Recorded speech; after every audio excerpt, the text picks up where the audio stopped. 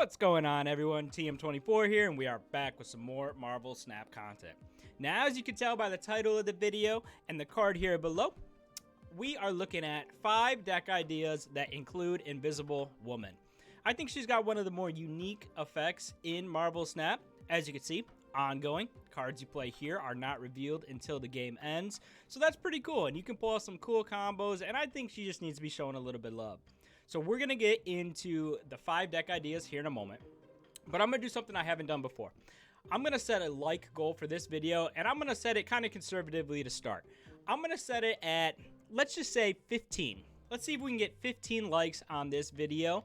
But for now, let's get into these deck ideas. All right, first deck idea here. Pretty straightforward. This is a classic. It's a deck that can be played even if you don't hit her, it'll still feel pretty good. So we've got the Patriot, Invisible Woman, Surprise Patriot, however you want to call it, right? So you can play this just like a normal Patriot deck, but on 2, you can get Invisible Woman down. 3, hopefully you're hitting Patriot. 4, maybe it's Mystique, maybe it's Khazar, something like that. 5, Blue Marvel, or maybe you're hitting Khazar and Mystique then. And then 6, it could either be Ultron, it could be Onslaught to buff. It really depends on how the rest of the game played out there. Maybe you're not playing Patriot and Mystique until 6. You know, maybe you're dropping both of them on Invisible Woman on 6 and buffing the rest of your board.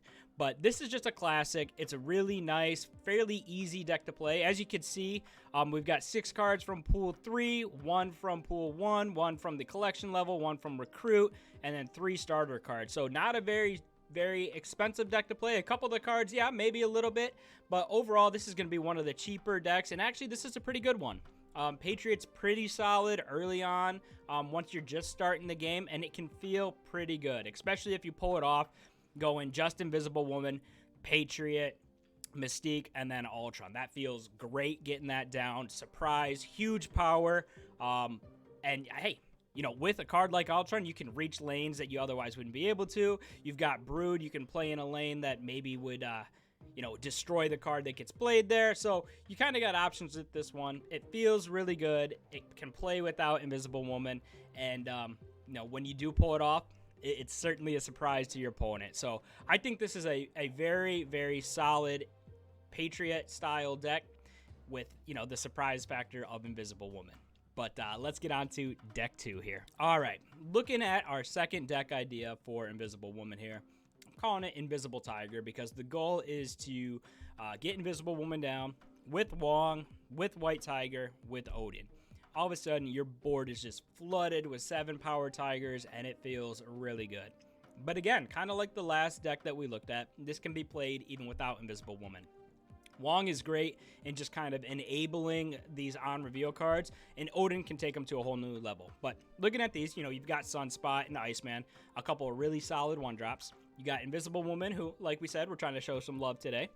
Armor, nice protector for Sunspot, things like that. And then we've got some on-reveal cards. You know, we've got Ironheart, we've got Wolfsbane, we've got White Tiger. Even Storm is an on-reveal. Yes, Storm is there to kind of shut off a lane because you've got a way to get there that maybe your opponent won't be able to. You can get there with your Tigers. You can get there with Dr. Doom. So Storm is a great card in this deck just because it is, you know, it can prevent your opponent from reaching that lane and giving you a huge advantage, especially if you have those cards. Wong, he really helps this deck go. Obviously, Wong is super, super powerful, especially with these on-reveal cards. You got White Tiger, of course. Invisible Tigers here, and then you got Dr. Doom, Odin, and Chavez. Chavez is in there for a little bit more consistent draw. Odin is going to help you, you know, get those on-reveal effects multiple times, especially if you're hitting him on top of Wong. So the ideal line that you're kind of looking here is if you can get Invisible Woman down on 2. 1, if you can play Sunspot or Iceman, great. But Invisible Woman on 2. On 3, hopefully you're shutting off a lane. Hopefully you're shutting off a lane with Storm, or maybe you're playing, you know, Armor and another 1-drop, or maybe you're playing Wolfsbane or Ironheart, something like that, right? But then 4, you want to drop your Wong on top of your Invisible Woman, White Tiger on top of that as well, and then finish up with Odin. And if you don't hit Odin, that's okay. You got the backup option in Dr. Doom, because he'll still proc twice as well, getting you a couple of couple of 5 power, I think they're Doom bots there, and it still feels really, really good. So again, another early game deck that you can play that is really, really strong.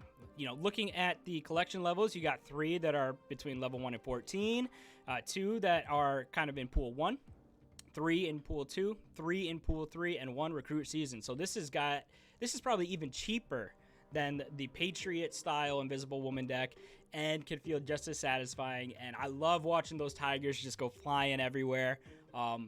It's another really, really fun deck that isn't super expensive. These are probably the 2 most common that I've seen, other than maybe one that we've got coming up that is maybe a little more wild. But these first 2 I feel are really, really accessible and are probably the first ones that you're going to be able to play. But let's go looking at that third deck now. All right. Deck 3, and this is one of my favorites. This is the one that can go the craziest by far. It kind of does rely on Invisible Woman a little bit. You know, you need to get some luck otherwise, but it's super, super fun. So just looking at these cards real quick. We got Morbius, we've got Hellcow, we've got MODOK. So obviously this is a discard deck. And we've got Hela. She's the key piece here. So you know, Morbius, great if you can get him down. He doesn't necessarily need to be on Invisible Woman, just because, you know, he'll be getting all that effect later, hopefully, anyway. Of course, we got Invisible Woman, then we've got Wave. Wave is in here because your hand can get pretty heavy, and if it does, you can definitely cheat out a Magneto or a Giganto, or, you know, maybe you're getting that magic down early, or Iron Man, something like that. But it just allows you to play those cards that otherwise you wouldn't be able to. Hellcow, some discard there. You're trying to discard some of these cards and bring them back with Hela. That's the game plan. So ideally, if you're going to play Hellcow, you want to play it on Invisible Woman if you can, or if you don't have Hela or MODOK in your hand. So Invisible Woman, MODOK, and Hela are, you know, those are the 3 main pieces, right? So if you don't have those in your hand, feel free to kind of just chuck Hellcow down. Hopefully you draw a Hela later, but you know, that's kind of why Hellcow's in there. He's a backup in case, you know, you don't hit MODOK. You still want to be able to get something going with Hela. You got Iron Man. He's great when he's coming back and he's doubling the power of whatever Hela's bringing. Magic to extend the game and give you another shot at finding the cards you need. MODOK, I mean, we know what he does, right? He discards your whole hand, and ideally you're playing him on top of Invisible Woman, and then you're playing Hela on turn 6. So Invisible Woman, MODOK reveals, he's getting rid of your whole hand, and Hela is bringing it all back. Now, I've definitely played a lot heavier versions of this deck with, like, I'm not even joking, like 8 6-drops or 8 cards that are, you know, 10 power or more. And it's a lot harder to pull off. This one is a little bit more easily played without just going for that huge combo. But this one is super, super fun. It is a little bit expensive here. You know, we've got 7 cards in pool 3 and 1 that is, you know, a series 5 here. So it is a pretty expensive deck, but it is probably my favorite just because it's the most fun. I love pulling off those crazy combos. So being able to get Invisible Woman down, then MODOK, then Hela, and you're having a hella good time. So this is my favorite of any of these Invisible Woman decks. But we've got a couple more, and we'll get into those right now. All right. We're looking at the next one, and I know you guys are looking at these cards and thinking, what in the heck is going on here? I know it looks a little wild, which is why I took an extra long time testing this one, and actually, it's pretty good. It's pretty fun.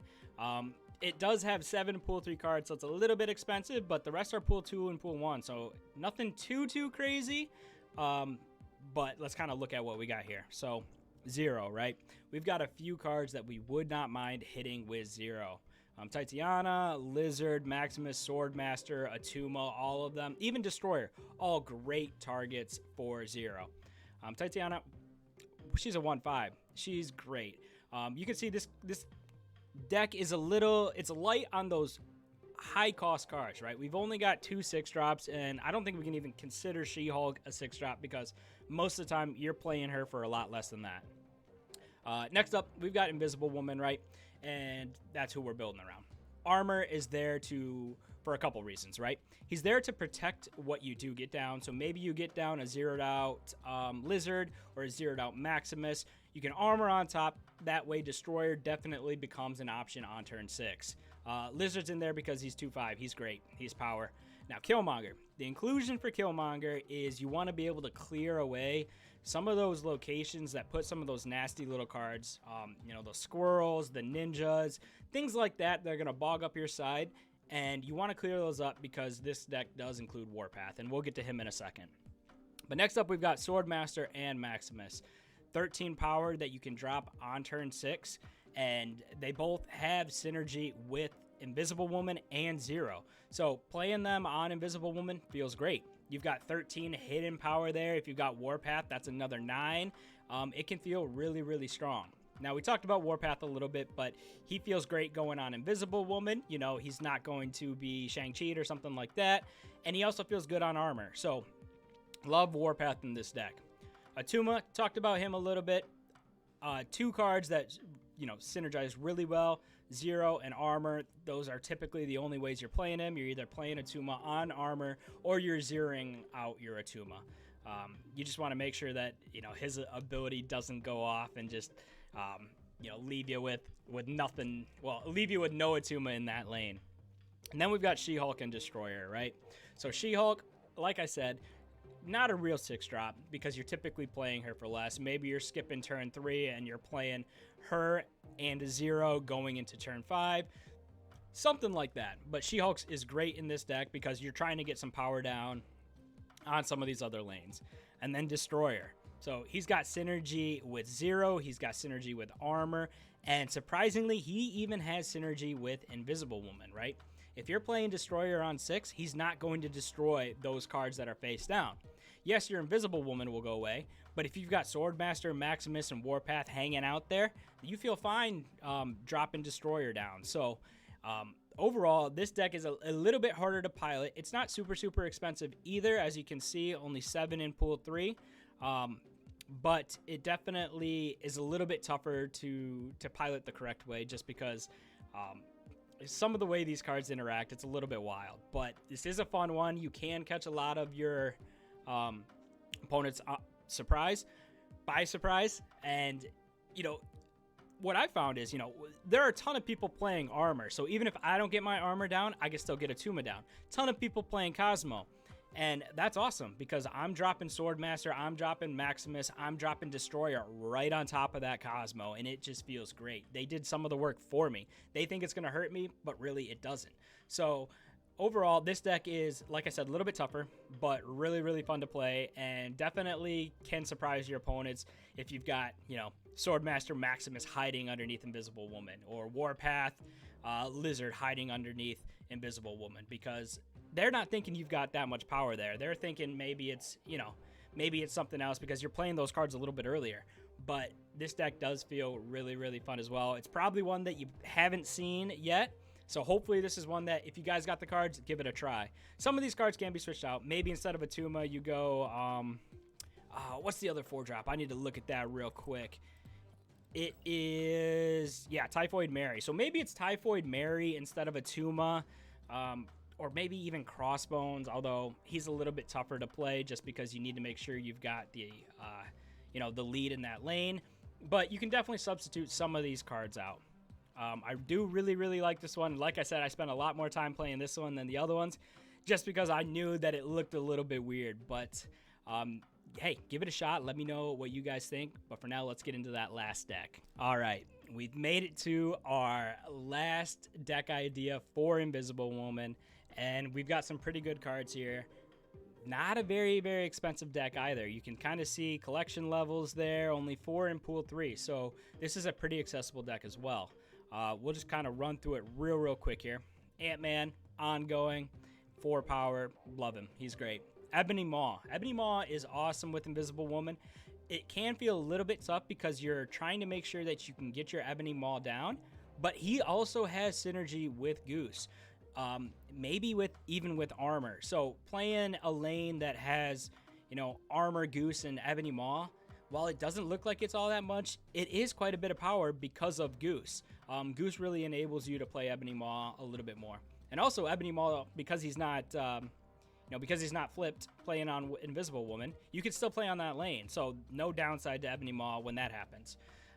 Then we've got Goose. Like I said, I love Goose. Goose is one of my favorite cards in the game just because it can really hinder what your opponent's doing, especially when you're seeing a lot of these Shuri decks and things like that. If you are able to kind of lock down a lane that you know you're going to win just because you are the only one that's got cards that you could play there, then it feels awesome. Invisible Woman we know about. Armor's there to kind of protect some of these cards. Protect your Ant-Man, protect your Ebony Maw, potentially. And it's an ongoing, so that feels great. Mystique, maybe a little bit of an odd inclusion here, but I love the ability that she can copy, she can copy Wong, she can copy Iron Man. It just feels pretty good. Captain America, again, another really cheap card, but he's got a really nice effect. He's giving +3 power, so he's really a 3/6 if you've got a full lane, and that feels pretty good. Cosmo's there, a little bit defensive, also ongoing, feels great. We all know how strong Wong is. He just feels like a natural inclusion in this. Iron Man doubling up. Professor X, maybe you're locking down a lane, and then the key piece here is Spectrum, right? So ideally, you're going Invisible Woman, and then it really depends on how the game is playing out. Maybe you can get Ebony Maw down, but then you're looking for maybe Wong, Mystique, Spectrum. If you can get Wong and then play Spectrum on top of it, the rest of your cards are going to be huge. They're going to be massive, and it's going to be a good time. This is another deck that you can feel pretty good about playing fairly early because it doesn't have, like I said, that many expensive cards. So a lot of players have access to these cards fairly quickly. So again, it can feel awesome. Especially as Spectrum going off. Almost all of these are ongoing, pretty much. You can lock down a lane, and even if you're behind by a couple, if you've got, 2 cards there, 3 cards there, Spectrum coming down, you're winning that. If you don't hit Invisible Woman, that's fine. You're still going just Spectrum ongoing. So overall, this is another pretty good deck. I didn't play this one as much as I would have liked, but I did have fun when I was playing it. Seeing Spectrum go off and surprise people from under Invisible Woman is pretty cool. But these are kind of my deck ideas for Invisible Woman. We did want to show her a little bit of love here today, so I hope you guys found something that you can at least give a shot. If you are looking for any sort of replacement cards, just put it in the comments below. I'll be happy to respond. I try to respond to everyone, within 24 hours. So please don't hesitate to put a comment in there. But thank you all for watching. And until next time, remember, have some fun.